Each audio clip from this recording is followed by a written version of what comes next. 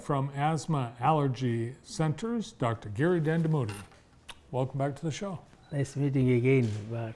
Yeah, great to have you here. A lot of issues that we want to talk about today. It's allergy season. We'll get to that in a moment. But food, people and food, people, I think, maybe aren't sure if their food is intolerant, if they're allergic to it, or if it's poison. If you eat something and it affects you, there's different ways that it affects you, and it's for different reasons. What are the different things that food may not agree with someone? Yeah, but the traditional practice of medicine is changing. So from a doctor's office, it is on the social media. Okay. So nowadays, I spend less time diagnosing, more time spending undiagnosing. It's very rare somebody comes with, I have one disease. They all have some multiple diseases. Hey, I'm an allergist, but I try to explain them. This is what is allergy. This is not an allergy. This is something else. And the most common thing we all do every day is consume food. Mm-hmm.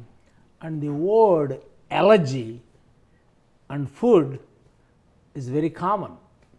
And a lot of media uses this, anything that what happens. It is something to do with the allergy, something to do with the food. And that has become difficult now. So you have to spend a lot of time and explaining, hey, this is not an allergy, this is something else. So the allergy means, and I think peanuts is a common one we hear about, but we didn't used to hear about it. But the allergy to peanuts, and I think the difference is, as we talked before the show, it could kill you. An allergy, a reaction, it can be fatal. Yes, a true food allergy, which is life-threatening, mm-hmm. It is an antibody that makes an IgE antibody. So our normal antibodies are good, G, A, and M antibodies. So you make an antibody, IgE, to a protein molecule. Always it is a protein. So peanut has a protein, it's 5 proteins. Mm-hmm. It makes an IgE for protein. Milk has 2 or 3 proteins, whereas egg has 2 or 3 proteins. So they make an antibody, pre-made allergy antibody. So when you consume it again, there is a reaction goes on. Most of these reactions are immediate, within an hour for sure. Within an hour. Your throat closes up. Usually because they release the histamine. Histamine open up the blood vessels. That is called as inflammation. So when they open up the blood vessels in the mouth, your lips and throat swells up. And then your hives, most common is hives, mm-hmm. itching. And then when things get bad, if you have an asthma flares up. If you have eczema, your eczema flares up. But if everything goes really bad, your blood pressure drops. And then they have the hypotension and they get developed into more serious problems. And that's why we always tell them, if you have a true food allergy, always carry the emergency kit, the epinephrine, mm-hmm. so it shrinks the blood vessels and saves lives. The EpiPen.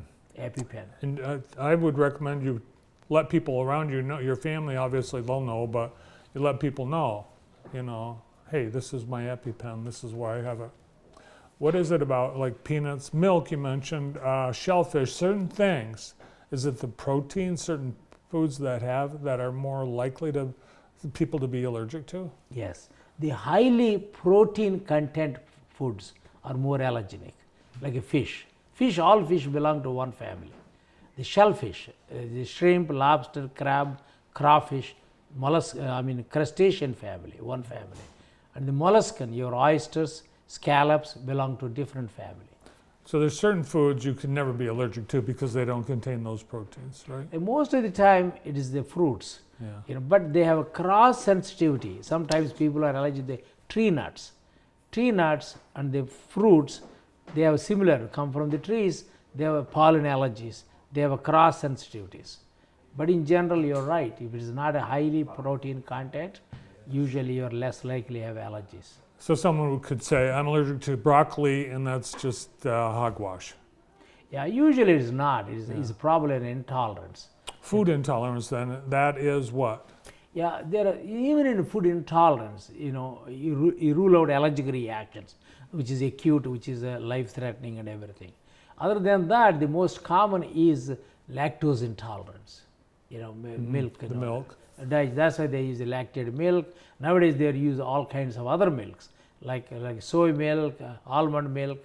So that's what they do. You don't have enough enzyme lactase to digest the milk. And it's the lactose. Lactose. What about, we mentioned the peanuts. So it seems like there are more people allergic to peanuts. Why are food allergies getting worse? Yeah, this is so true. The food allergies are getting more compared to even 20 years back. Huh. There are three, four reasons for that one. One of the things, even the pediatrician and allergist, we all thought early introduction, is not a good idea. And we encourage the people who are more prone for allergies as an infant, don't introduce the solid foods until 1 or 2 years of age. And I think that was a mistake. Now it went back, and then we are introducing the foods at 6 months of age. That's one thing. The second thing is, in general, the cells that are supposed to fight a parasite, the eosinophils, they're supposed to kill the parasite. Because we are not exposed to the parasites anymore, the same cells to react into normal things. So that is one of the reasons why, most likely. And the other one is people have the eczema, like a skin problem. So you touch something with the food, nothing happens.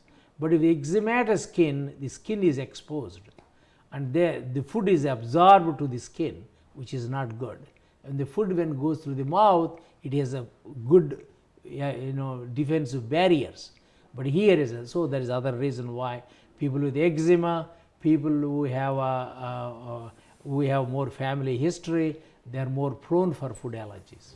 I think we hear people say, oh, when we were kids, we played in the dirt, we ate dirt, we just were toughened up earlier age, and we're just now we're just more protective and softer.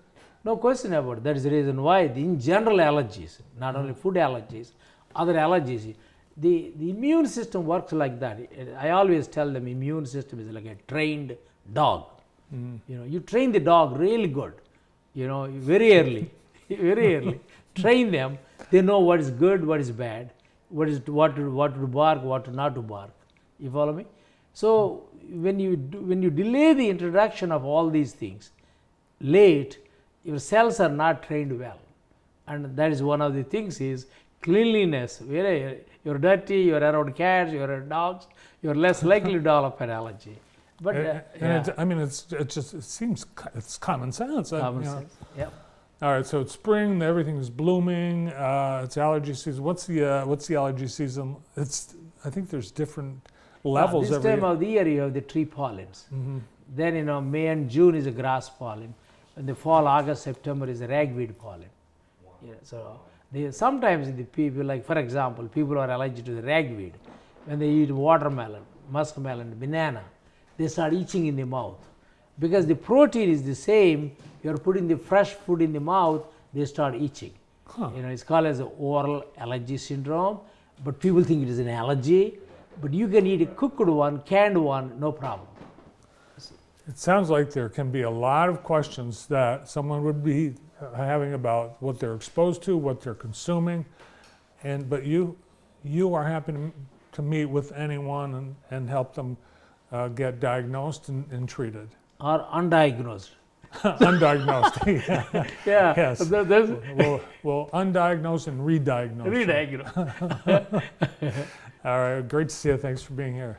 Nice meeting you. Dr. Giri Dandamudi from the Asthma Allergy Centers. All right.